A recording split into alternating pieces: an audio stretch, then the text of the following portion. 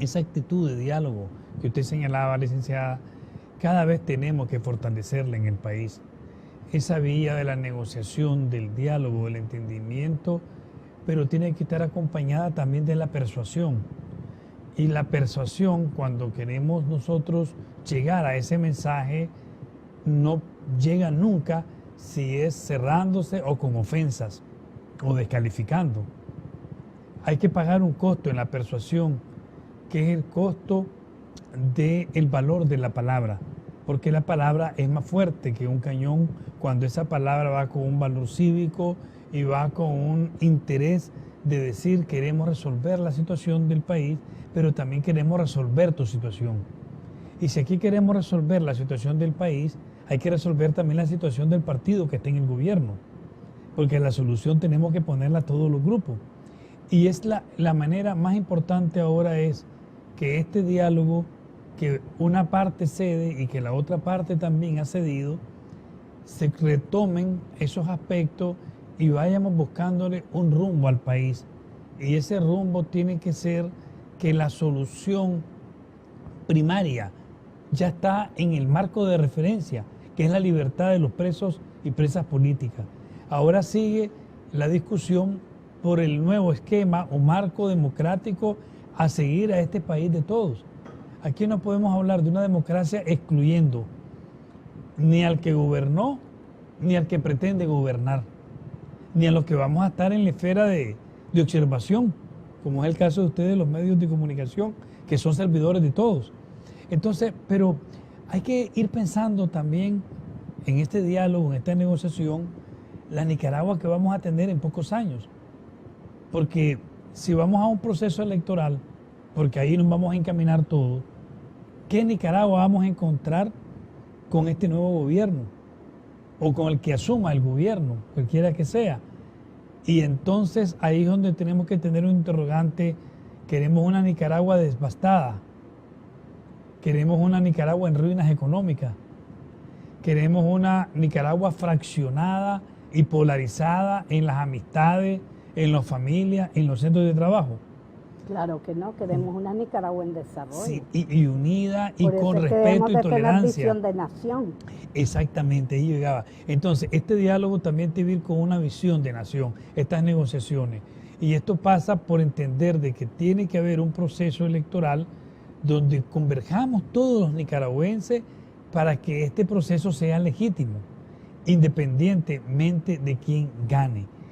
Porque va a ser muy fácil va a ser derrotar a un partido político.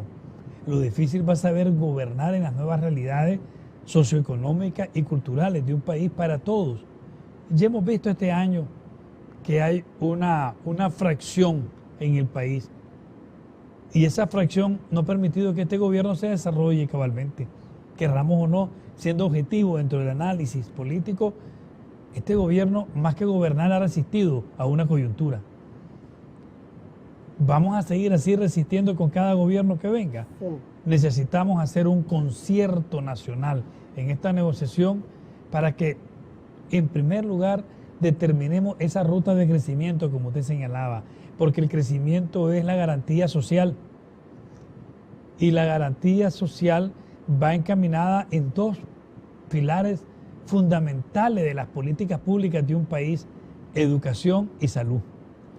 Sí, le quería decir, y en esta próxima semana pues se esperan acontecimientos muy importantes porque vienen los de la OEA, va a estar siempre el nuncio representando. ¿Cómo mira usted? ¿Cuáles son sus previsiones? ¿Cuál es la lectura que tiene usted? Hay preocupaciones y son legítimas de toda la población. Todos estamos desesperados que las cosas se resuelvan mañana. Y estamos trabajando para que todo esté resuelto a nuestra propia inquietud, a nuestra propia idea. Todos queremos resolver, si usted ve, todo aquello que hace un grupo o el otro es cuestionado o descalificado porque es normal, somos seres humanos.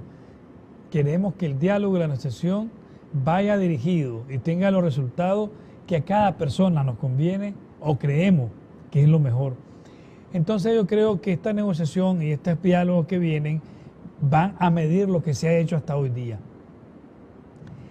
van a medir cómo están los garantes y van a demostrar si estas pláticas pueden seguir con ese mismo ritmo o hay que acelerarla. A esa es la reunión que se va hoy día.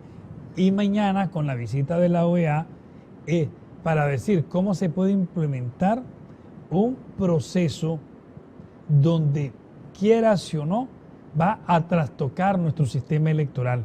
No se habla de simple reforma ya. Ahora tenemos que hablar que hay que trastocar el sistema electoral para beneficio de todos los nicaragüenses. Trastocar significa adelantar las elecciones.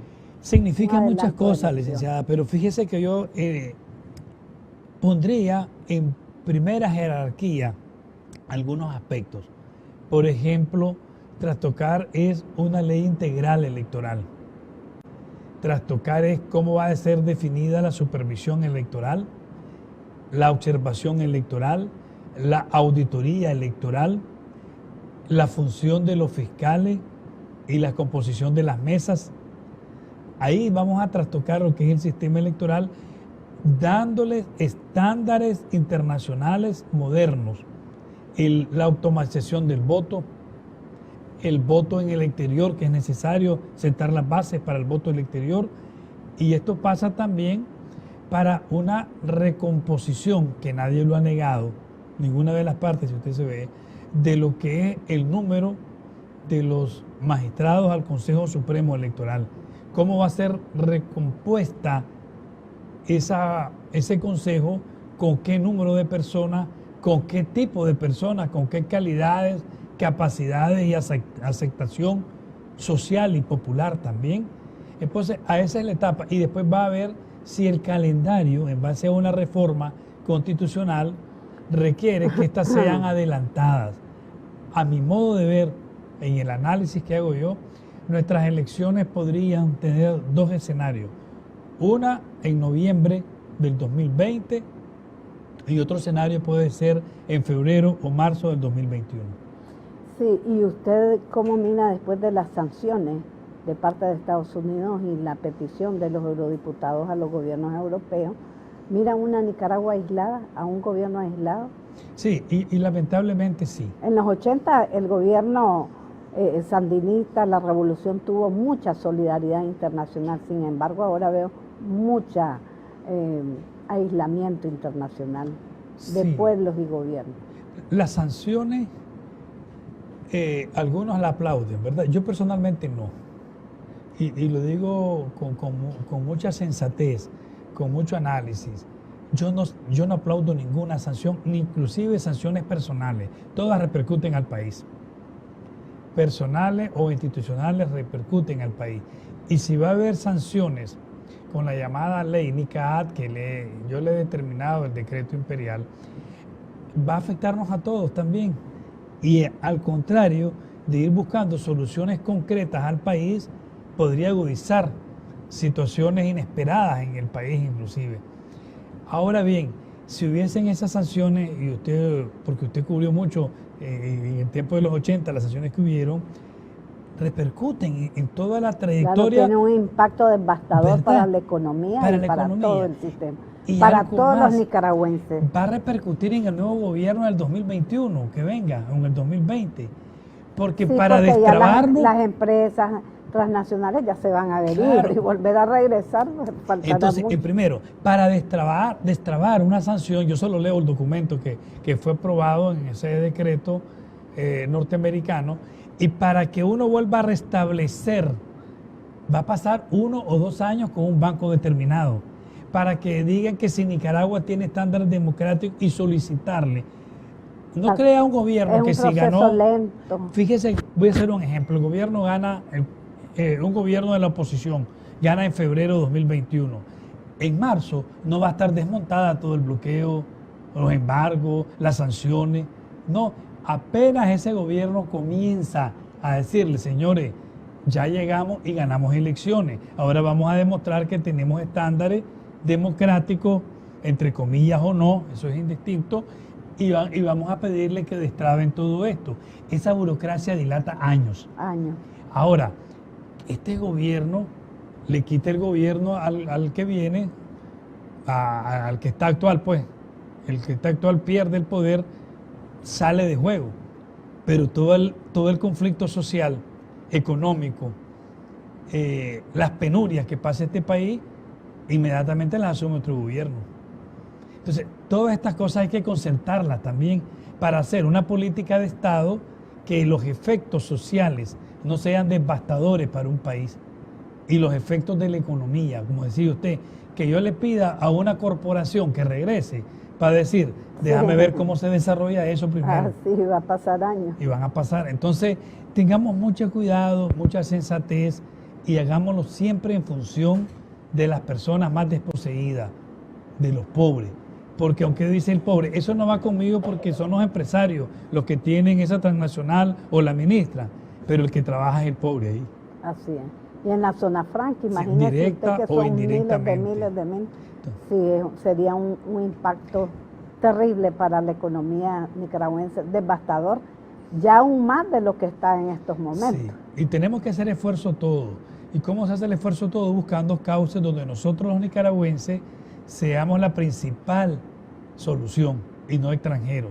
Los extranjeros que coadyuven, los organismos, los mismos Estados Unidos que tengan su planteamiento y tienen esas reuniones con el gobierno del presidente Ortega, está muy bien, pero recordemos hacer una ruta muy nicaragüense, persuadir al señor presidente que la mejor vía para solucionar esto es liberar a los presos políticos, hacer una política de Estado de garantía de los derechos humanos y entrar a un proceso libre, transparente, incuestionado, electoral, para que Nicaragua resuelva por los votos y no por la violencia su actual crisis del país. Bueno, muchas gracias, doctor Fanor Avendaño.